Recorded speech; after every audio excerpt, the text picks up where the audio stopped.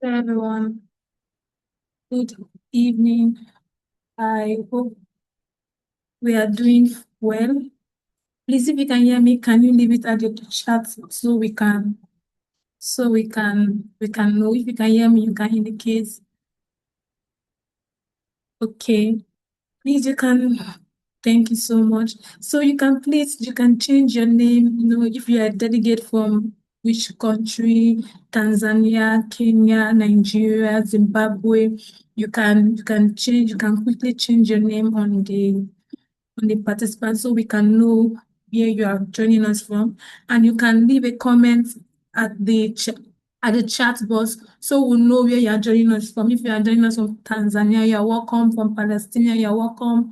From Kenya, you're welcome. From Nigeria, you're welcome. Anywhere you're joining from, you can please indicate, and you can change your name to delegate of so and so. If you are a delegate from Kenya, delegate from Nigeria, delegate from you can indicate, you can change your name.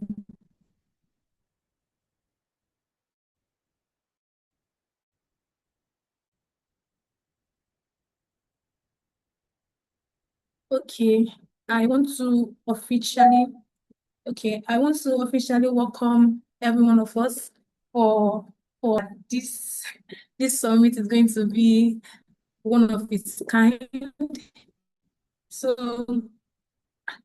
okay, good evening, everyone, and welcome to the African Green Education Summit of 2026. And I want you to be part and parcel of what we are doing this evening. My name is Ediri Utoyo Gifts, and I will be one of your moderators for today. And it is truly an honor to stand before such an inspiring community of speakers, partners, innovators, educators, and students joining us from different parts of Africa and beyond. If I can, I think I saw someone from China, from America. So you can indicate, so you are welcome. I can see someone from Kenya. I saw someone from Palestine. So you can keep dropping at the chat section where you are joining us from. And on behalf of the Green Student Initiatives, I warmly welcome you all wherever you are joining us from this evening. Please feel free to drop your country. Yes, I can see someone from South Africa. You're welcome. To drop your country in the chat. Let's celebrate the beauty of diversity and the power of our shared purpose. I can see someone from Morocco. You're welcome. Tonight is a proof of something powerful. Africa is not short of ideas. Africa is rich in vision, talent, and responsibility. And this is not just a meeting, rather it is not just another summit. Tonight it is a movement. I can see someone from Kenya, and you're welcome. It is a movement, a moment where education meets sustainability and where students are no longer spectators but co-creators, and where ideas begin their journey into real impact. As our convener will soon remind us, today we launch an economy, not just an idea. An economy rooted in green thinking, in innovation, in collaboration, and in student leadership that understand that influence is a responsibility. Over the next 90 minutes, we'll be hearing stories, not theories, of young people across West Africa and East Africa who are ready, already shaping changes in the areas of influence. You you will engage in fireside conversation that challenge how we can think, breakout room section that move us from conversation to solutions, and expert reflections that shapes our vision and sustainable actions.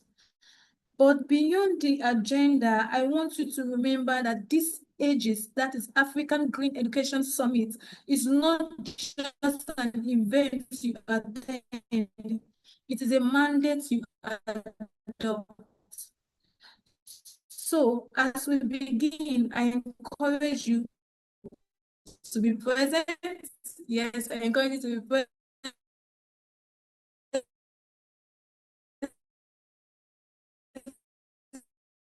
present and to chat in the conversation in the breakout rooms because we are here to share a good sources. So this cause the future of green campuses, green economies, and sustainable system cannot happen without students at the center.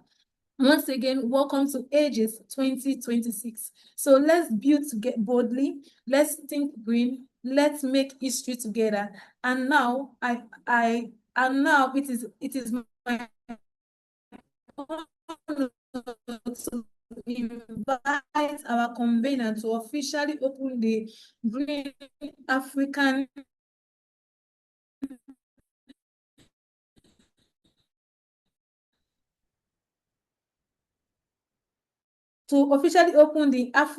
convener. You're highly welcome. Thank you, our country, and let's keep participating in the chat section. So we'll over to you, convener.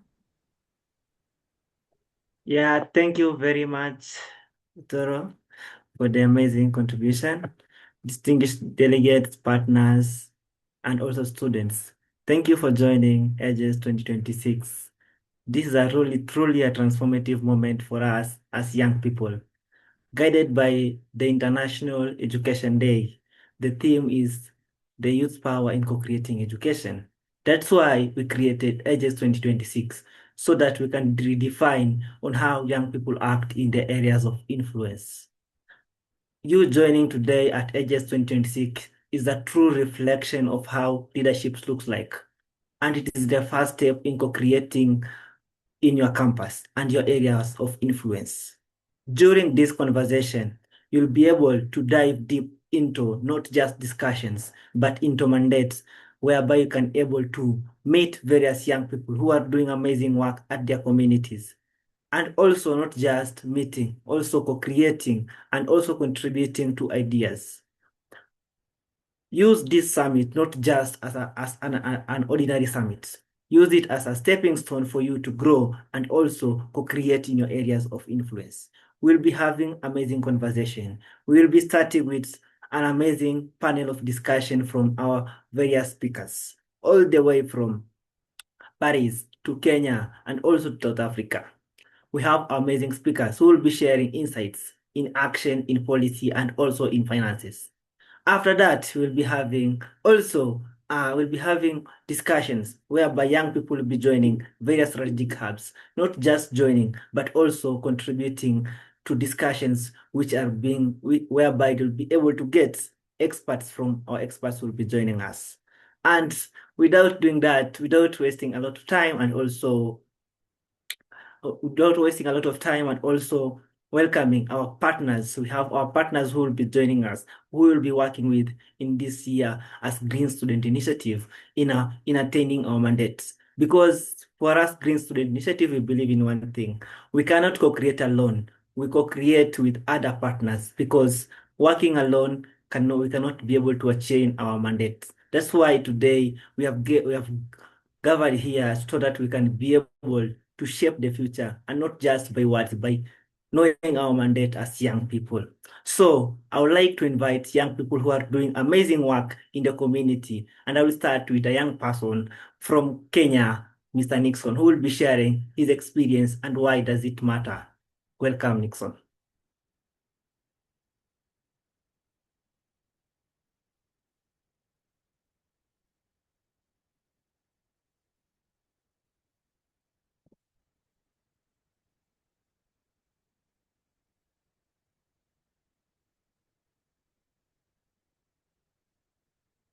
Mr. Nixon.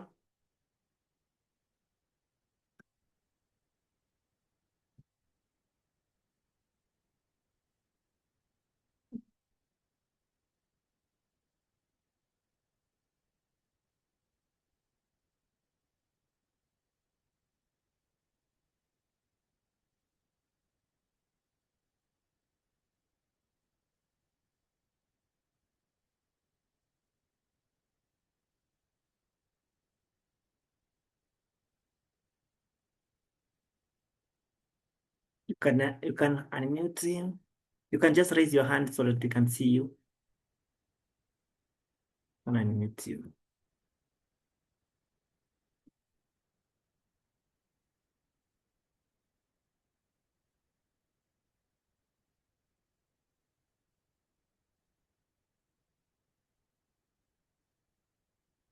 Nixon, if you can hear us.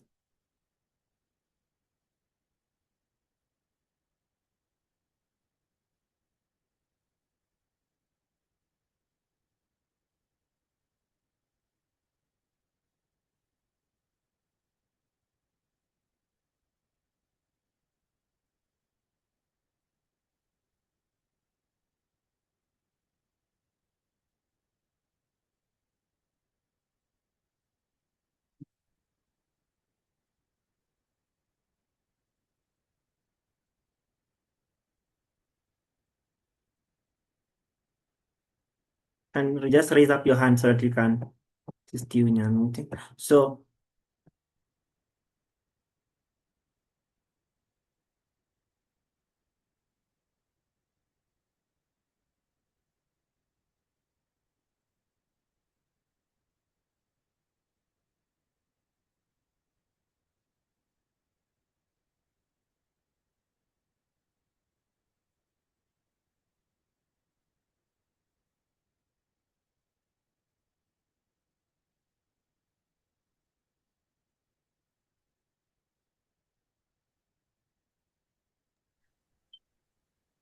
Good evening, everyone.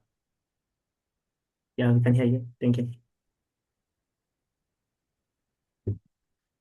Good evening, everyone. My name is Nixon Leyan from Kajiado, Kenya. I'm here to talk about climate change and how it's affected my community. I have experienced climate change firsthand as harsh climatic conditions led to the death of our livestock, and climate change led to starvation and reduced the livelihoods of our community. Irregular seasons led to food scarcity, which led to the death of our livestock and high illiteracy level by the decreased school attendance. After watching my community suffer without actions, I decided to become the solution to my community. That's when we started doing community initiatives like tree seedlings donation, adoption of agroecology, community sensitization on climate-friendly practices, and youth mobilization in climate change advocacy. Over the years, I've seen a slight increase in food supply and the livestock production. My hope for the future is to see more youths engaging in climate-friendly activities, wider adoption of agroecology, and an end to deforestation. We are open to collaborations and partnership, and together, let's build a resilient community. I'll finish by a quote that says, when the last tree is cut down, the last animal killed, and the last river poisoned, that's when we'll all realize you cannot eat money. Thank you all for listening. Delegates and partners and guests, you have heard a testimony from a young person who is doing amazing work at Kenya. This is one of the ways in which young people are co-creating. So you join here, it's one of the mandate whereby you're going to co-create, and also we'll be hearing more stories from more young people. I'd like to invite I would like to invite one person who has been able to do an amazing work at the community, Mr. Willie Kitanui, so that you can share your story. Mm.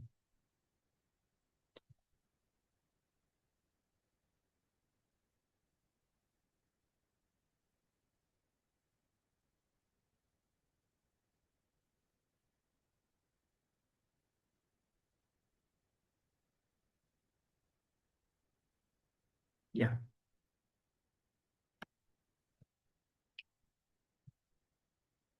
While Mr. Willie Kitanui prepares for the conversation, I would like to understand delegates and partners. What is that one thing you hope you achieve from this summit? not just attending the summit and taking photos, but be able to co-create, meet, and network with various young people so that you can be able to co-create and also understand the power you have in changing where you're coming from and also the areas of influence. Thank you.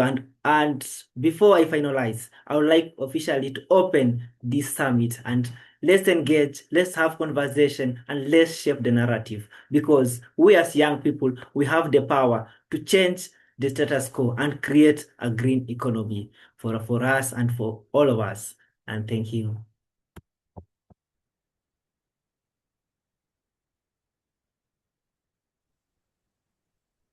Wow, this is amazing. Thank you so much, Evans, for the great insights. For everyone who has spoken today, I'm so delighted that at least we've got to learn something, right? So yeah, my name is Bridget Kangai. I have a background in environmental health, and I've been working in NEMA, and that's why this education summit really resonates with me. And I'm so excited to be with you here. And now we want to head into our next session. And this session is going to be our fireside conversation. And we are going to have our speakers who are going to be with us. They are going to share their insights. And each speaker will share insights that can motivate us and challenge us and even deepen our understanding of solutions for today. So I want to introduce our first speaker. And as he speaks, as he shares his insights, you can just try to share your comments in your chat. And in case you have any question, you can pin it in the chat and we'll get to respond to that. So our first speaker is Mr. Peter Kibet Arap, and he's a Chief Executive Officer of the Institution of Surveyors of Kenya, and he's one of the leading profession, and therefore he's going to share with us about his leadership, his governance, and he has a very nice background in that. So I know there's some few delegates who really want to know more about climate leadership, and I want to welcome him. Therefore, ladies and gentlemen, let's welcome our first speaker, Mr. Arab Kibiwot. You're welcome.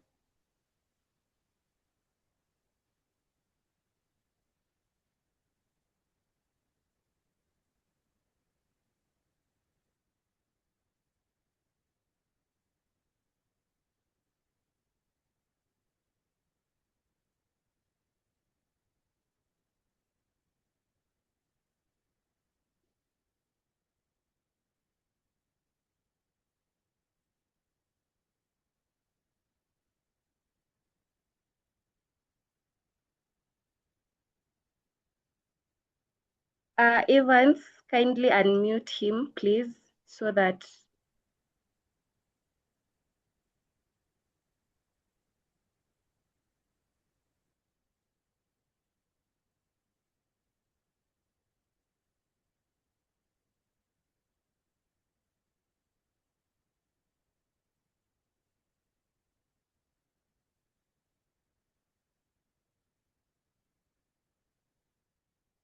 Yes, thank you very much. I'm very happy to be with all of you. Thank you for the invitation to speak during this summit, education summit on for climate action. I'm pleased to be part of young people like yourself. As you've introduced me, I've worked now for 20 years, and I've worked in various organizations in the private sector, public sector, and now I'm in the private sector.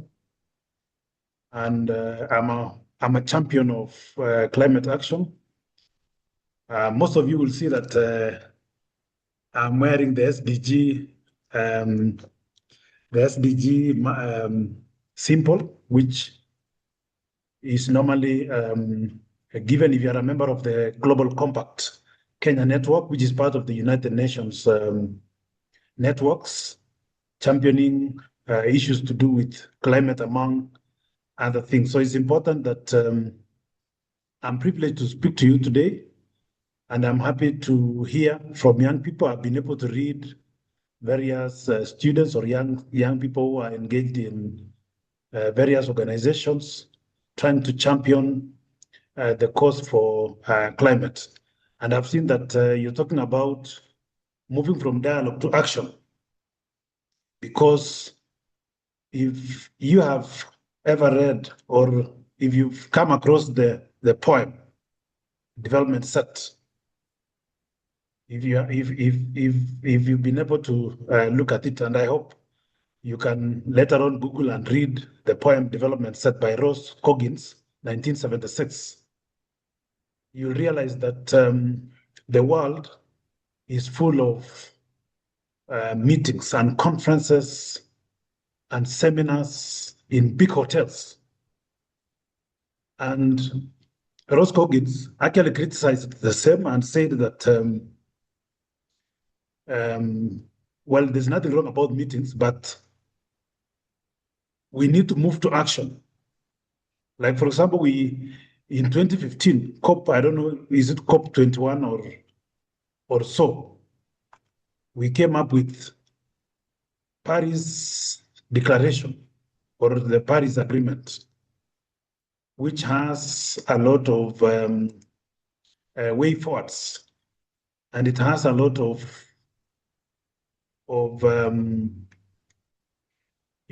things that needs to be done, including investments to reduce global warming, tree growing across the world, issues of climate financing, to be able to raise resources and compensate those countries who still who the world expects that they need to maintain their forest cover or continue growing trees.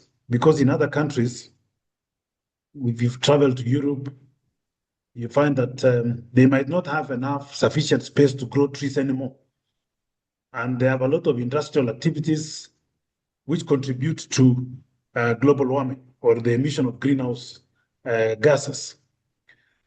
So that poem in part says that, for example, says, although we move with better classes, our thoughts are with the masses.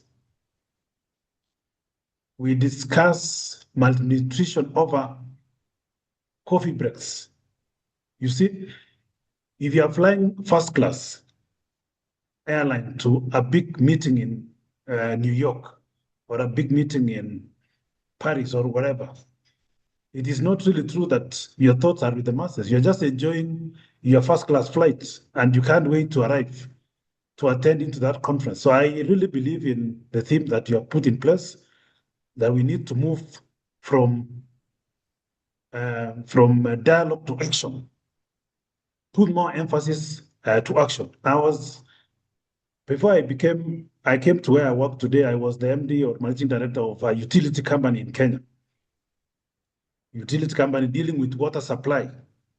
And one of the biggest challenges that we have in African cities, and that challenge already has been experienced in the US, some cities in Canada, Mexico, and also in South Africa, where the water is turning into full of impurities like iron, magnesium, and it is becoming not fit for human consumption because the water catchment areas have actually been destroyed. So what I came to learn the role of students, I remember during tree growing initiatives for the 3 years I served there, I met with medical students from a nearby medical university, college students, primary students, high school students, who only required a bread, a piece of loaf, and some soda to come in numbers to the buses which we had hired to come and participate in tree growing in the catchment area of the city I worked in. So it shows you the significant importance of education among young people and facilitating young people. They are not expensive. Young people have the energy. And I can tell you, even for the vision that we have in Kenya, that we need to plant 15 billion, or we need to grow 15 billion trees as part of implementation of the Paris Agreement, will require the hands of young people or students to come forward. And they enjoy it, they love it, they don't even demand a lot. And also, this initiative of climate works, which other countries are actually implementing. So I would like to say that this Africa Green Education Summit 2026 is a very important conference of young people. You have the energy, you just need to be enabled. And I would like to say that many companies have resources. I can tell you, I'm currently doing a research for my PhD studies in environmental economics. And many companies in the world, whether those producing dairy products, beverages, use water, for example, and they use resources or natural resources from the environment. Agro processing companies use a lot of environmental services or ecosystem services. So for young people, or for you in this space, what you need to do is to come up with proposals to companies who use these services. There is a concept called payment for ecosystem services. If you approach Coca-Cola, for example, we came up with nature-based solutions to address climate, to carry out climate action in our region. And one of the strategies is payment of ecosystem services. So there are so many corporates who will contribute thousands and millions of dollars to projects and programs to support environmental conservation. So I'd like to urge you to focus on partnerships with companies, with government, so that you can get the resources to be able to implement climate action activities across the continent, because we cannot grow as a continent if we do not protect our environment, or if we do not participate in climate action. So I want to stop there, but I really thank you for listening to me and hope to have questions from yourselves, and I'll be glad to respond.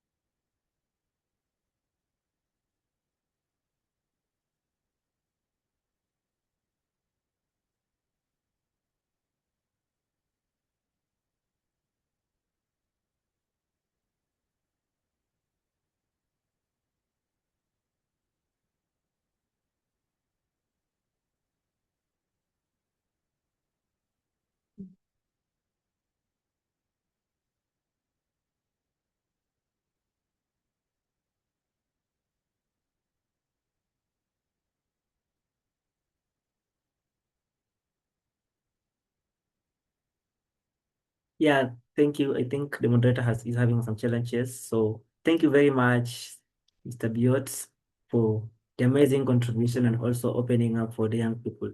So we'd like to move to the next speaker. On the questions, you can just send them in the chat box, and also we'll be having breakout rooms whereby you guys will be having the conversation and also discussing some of the points our speakers will be sharing, so that you can consolidate your ideas, then you can present them later. So I'd like to introduce our next speaker. Our next speaker is Mr. Gabo. He's a diplomat, and he's from Hungary. So I like to see some drum rolls and also some reaction while we introduce our speaker. I want to see some reactions from the team. I need to see some reactions. I need to see some reaction, some reaction. Let's send some reaction. Let's send some reactions. Yeah, we know we are the young people and we have the power to co-create. Let's now discuss how is this happening and how can we do it as young people. So welcome, Mr. Gabor.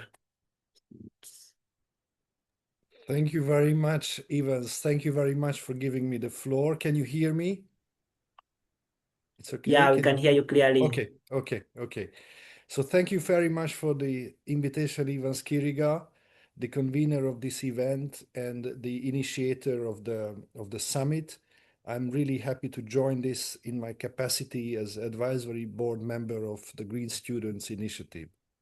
My intervention will follow up on Dr. Peter Kiribet Arabivot's talk, who was focusing more on the economy.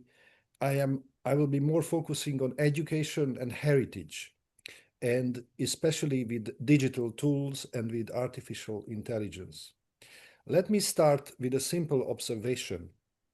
Around the world today, students are already acting. You are already acting. You are planting trees, mapping campuses, working with communities, experimenting with digital tools, and imagining greener futures. The question for you is not whether youth are engaged. The question is, how do you ensure that your local action becomes globally legible, ethically grounded, and future-proof without losing its soul? That is why I would like to explore with you in the next few minutes two questions, and then invite you into a third practical one in the breakout rooms.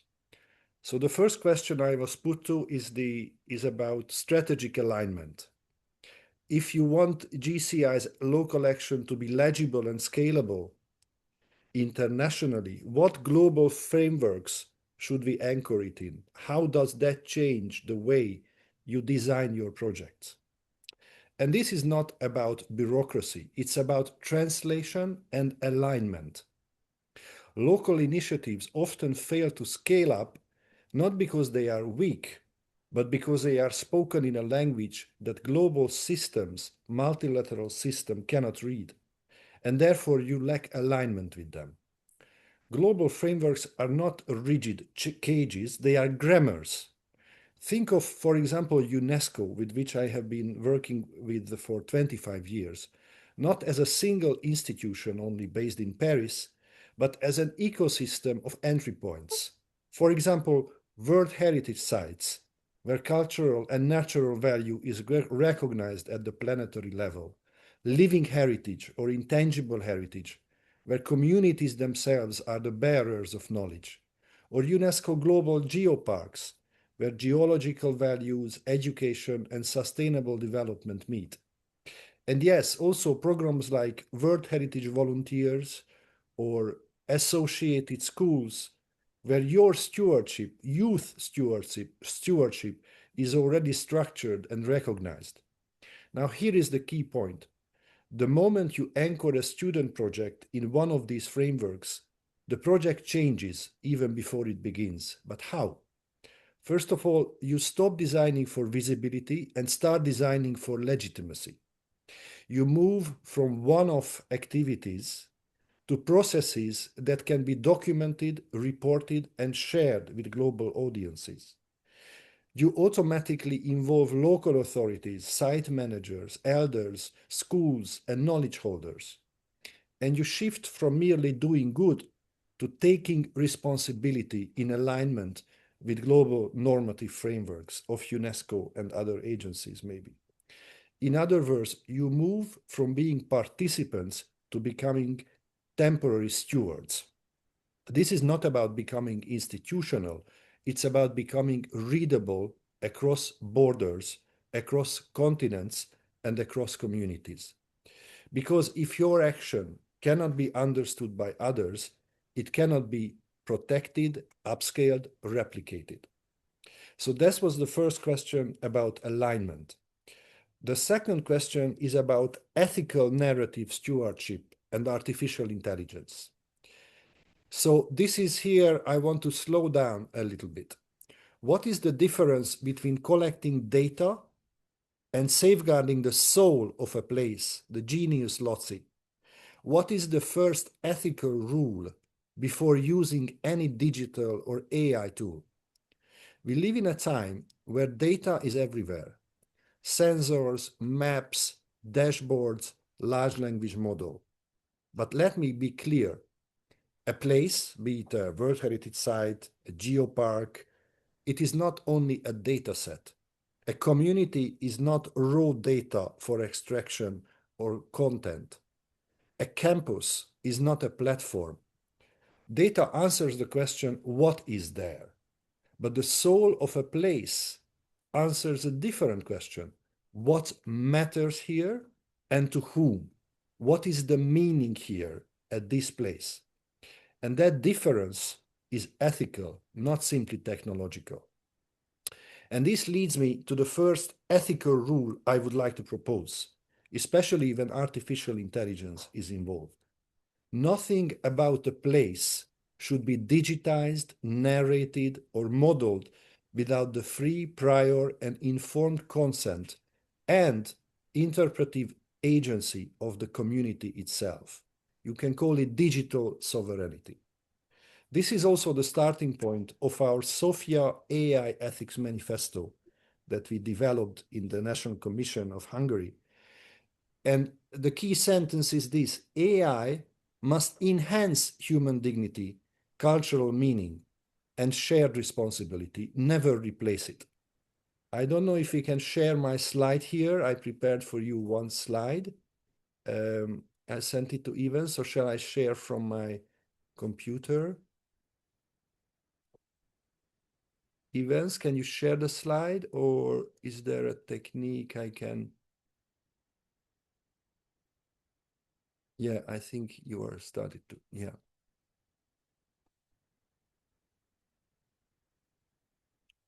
I hope it will come through. It's about Bela Bartok. Yeah, that's it. So artificial intelligence can be an extraordinary ally, but only if it is trained to listen before it learns.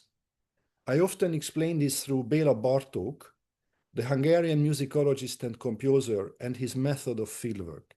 He never arrived with categories first. He listened, he stayed. He let patterns emerge from respect with epistemic humility. Our Bartok 3.0 methodology simply applies this logic to today's environment. Analog first and digital second. Community first and modeling large language models later. Artificial intelligence should not define meaning. It should serve meaning that already lives and is defined by a community in a place. If a digital tool accelerates extraction faster than trust can be built, then the problem is not the community. The problem is the tool, the technology. Ethical narrative stewardship therefore means communities remain the authors, not the sources. Knowledge is shared, not mined and extracted. Digital memory supports living memory instead of replacing it. And here comes the economic importance. Any value, be it economic, cultural, or digital, must be shared fairly among those who generate it. Technology should help us remember better, not decide for us what is worth remembering. And this leads me to the last part of my intervention, to the introduction to the breakout session. And let me structure you a little bit this breakout session.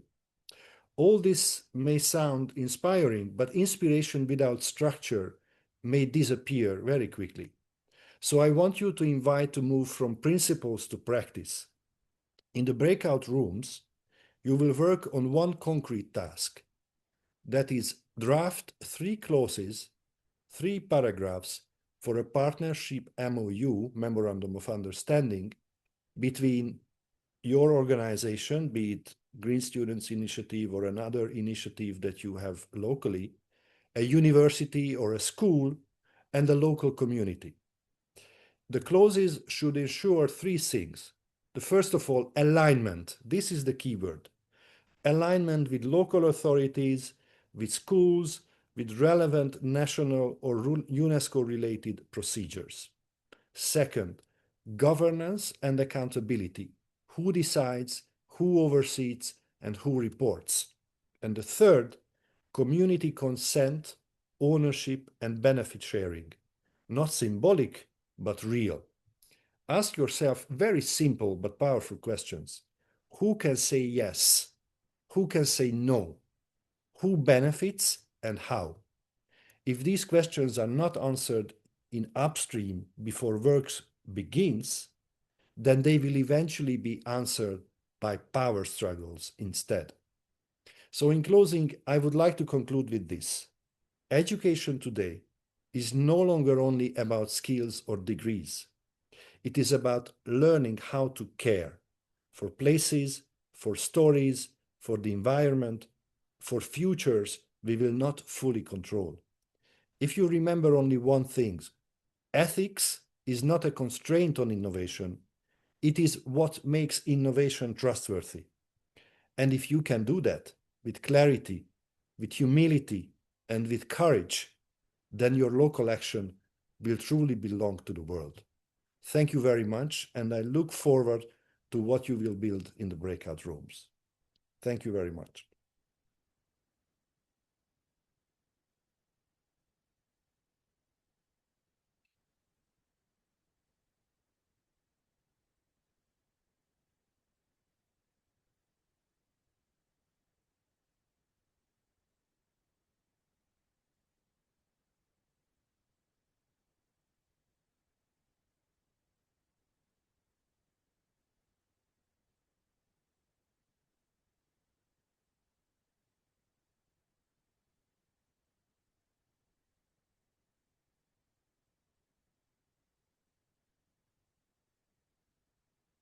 Over to you, Evans.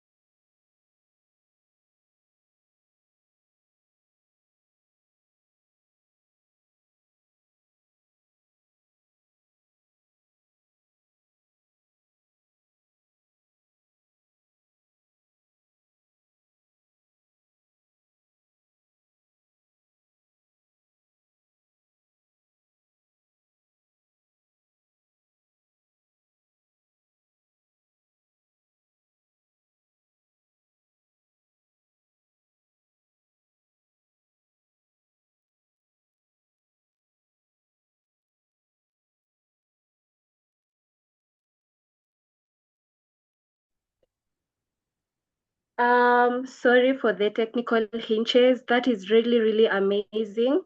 Thank you so much, Dr. Gabon, for your insights. We've really, really learned a lot. And I can see, I hope you guys have learned so much from him. You can still post your chats in case you have any idea. You can do that in this chat. We can read it out. So yeah, I want to thank you. I want to thank all our speakers for having to share these great insights with us. And I want to now introduce our third speaker. His name is Mr. Matthew K. Samuel. So he's a leader and he sits at the intersection of finance, leadership, and entrepreneurship. Matthew is an accountant and tax specialist with experience in corporate finance, and he has worked across diverse sectors, including enterprise development and also sports. So I feel like what makes him perspective is the ability to translate the financial system into practical and real world solutions.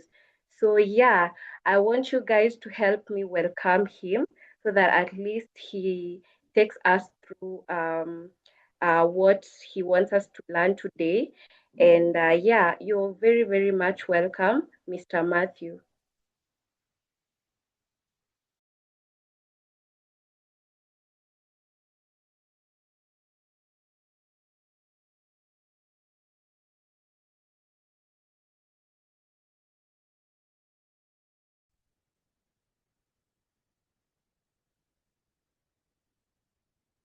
Can try to unmute him.